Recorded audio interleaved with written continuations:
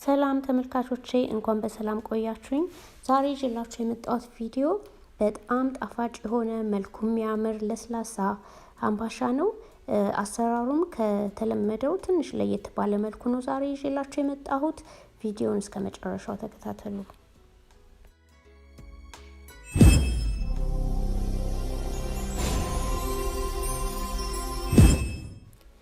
እሺ ማብኪያችን ውስጥ እርሾ ደረቅ እርሾ እንጨምራለን። አንድ ፓኬት በቂ ነው። 7 ግራም አካባቢ ነው አይ ቲንክ። ውሃ ትንሽ ለብ ያለ 240 ሚሊ ሊትር። ጥቁር አዝሙድ አንድ የሻይ ማንኪያ። የሎሚ ፍቅፋቂ አንድ ሎሚ በቂ ነው። ስኳር 2 የሾርባ ማንኪያ። ዘይት ሩብ ኩባያ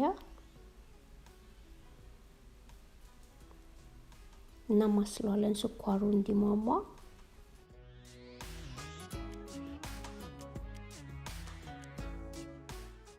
ከዛ ዱቄታችንን እንጨምራለን። 4 ኩባያ ወይንም ደግሞ 560 ግራም ነው የጨመርኩት እኔ።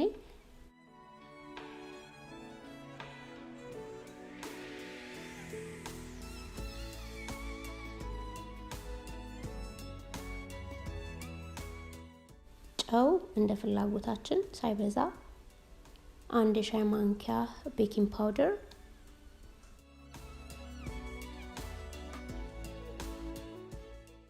ከዛ አንድ ላይ እናቦከዋለን ከ3 እስከ 5 ደቂቃ።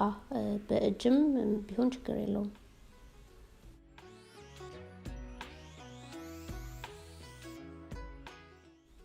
ጨውን ብዙ ጊዜ ቀጥታ እርሾ ውስጥ ባትጨምሩት ይመረጣል። እርሾ ቶሎ አክቲቭ እንዲሆን አያግዘውም እና ዱቄቱ ላይ ያደረኩት ለዛ ነው። ካሸነው በኋላ እንዲቦካ የምናስቀምጥበት ሳህንን እንዳያጣብቅ ዘይት እንቀባዋለን ከስር።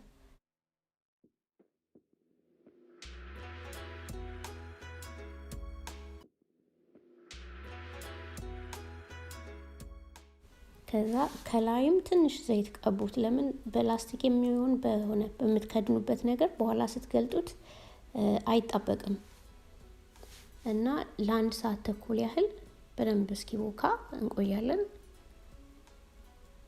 ከ1 ሰዓት በኋላ ይኸው እንደዚህ በደንብ ቦክቷል።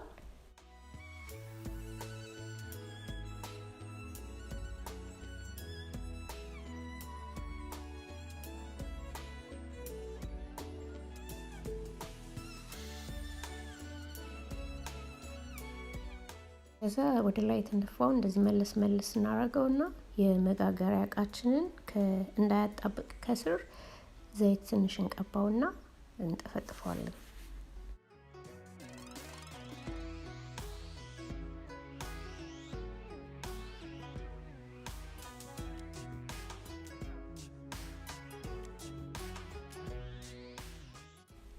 ከዛ እንደዚህ ሊጡን ወደ ውስጥ ጥፍጥፍ አድርገን ያጠፍነውን ከላይ ነው የምናደርገው መጀመሪያና ትንሽ ዘርጋ እናደርገውና ከዛ ጥሩ መልክ ያለው ከስር አይደል እሱን ወደ ላይ እንገለብጠዋለን።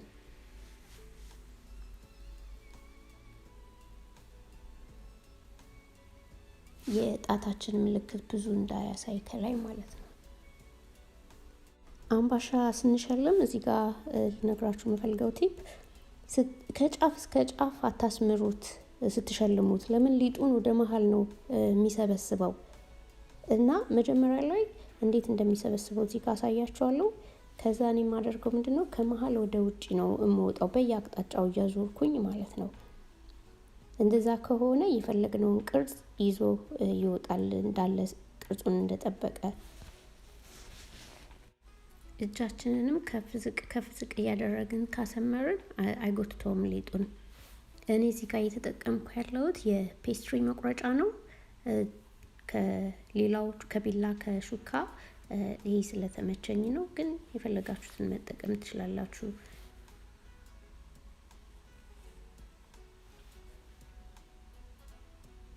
ብቻ ከታች ድረስ ሰሃኑን እስክትነኩት አትጫኑት። ቅርጹ እንዲወጣ ትንሽ ገባ ማለት ያስፈልጋል። ስንጋግረው ድምስስ እንዳይል በኋላ ማለት ነው። ግን እስር ድረስ በጣም ከነካ ነው ግን አምባሻው ቁርስርስ ነው የሚለው በተሰመረበት መልኩ ማለት ነው። እነዚህ ጋር የተለያየ ዲዛይን ነው እኔ የማሳያችሁ። አምባሻ እንደፈለጋችሁ አድርጋችሁ መሸለም ትችላላችሁ።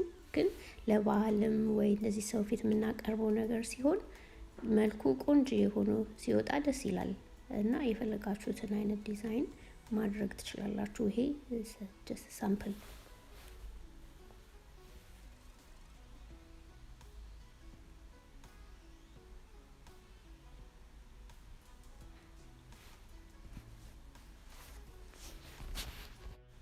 ሌላው ደግሞ ብዙ ጊዜ የሚያጋጥመን ነገር ነው።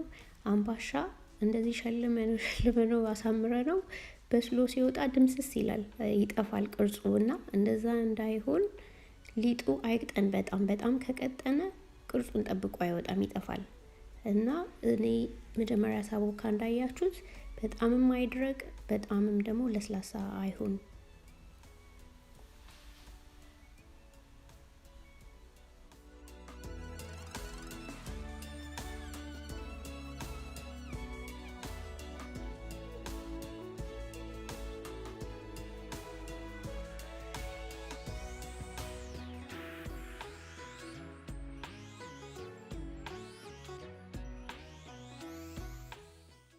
ሸልመን ከጨረስን በኋላ ከድነን ትንሽ ኩፍ እንዲል ለ10 ደቂቃ እናስቀምጠዋለን። ከ10 ደቂቃ በኋላ እንደዚህ ኩፍ ብሏል። አሁን እዚህ ጋር ለየት ያለ ነገር የምጠቀመው ነው ምንድነው የደብል ክሬም ወይ ደግሞ ምንድነው ዊፒንግ ክሬም። እሱን ከላይ ብረሽ እናደርጋለን፣ እንቀባዋለን ከላይ በለስላሳ ብሩሽ ቢሆን ይመረጣል እና በጣም አትጫኑት ቅርጹን እንዳያበላሸው የአምባሻውን።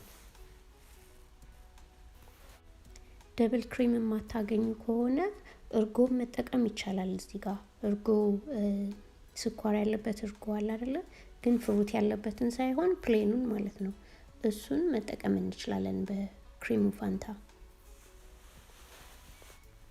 ከዛ እንደገና ለሌላ 10 ደቂቃ ከድነን ኩፍ እንዲል እንተወዋለን። ከ10 ደቂቃ በኋላ ኦቨናችንን 180 ላይ ዲግሪ ሴልሺየስ ወይ ደግሞ 356 ፋራናይት ላይ አድርገን ከ35 እስከ 40 ደቂቃ እናበስለዋለን። ከዛ እንደዚህ ያማረ ቆንጆ ሆኖ ወጥቷል። እንዳያቃጥለን 5 ደቂቃ ከቀዘቀዘ በኋላ በሰፌድ ላይ እናደርገውና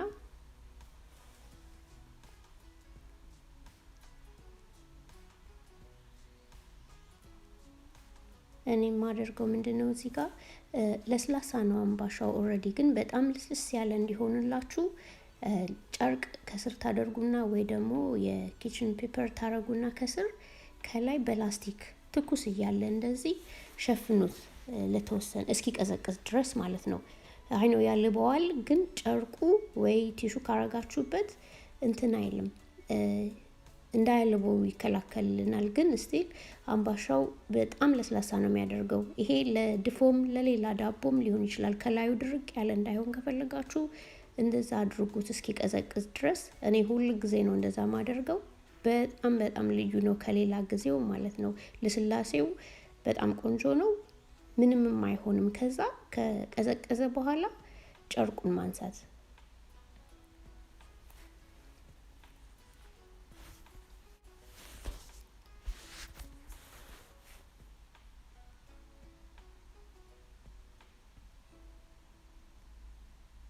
አሁን አምባሻችን ቀዝቅዟል።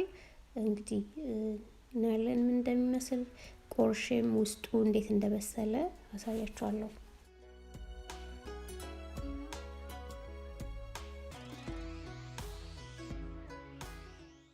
ከበሰለ በኋላ ምንም ነገር ሳልቀባው ምንም ነገር ከላይ ሳላደርግበት ነው እንደዚህ ወዙ በጣም የሚያምረው።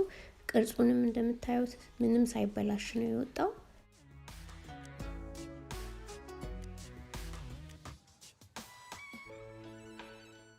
ውስጡ ደግሞ ይሄው እንደምታዩት በጣም ፍርፍር ብሎ ነው የበሰለው። ይሄ አምባሻ እውነቱን ለመናገር ከመልኩ በላይ በጣም ጣዕም አለው።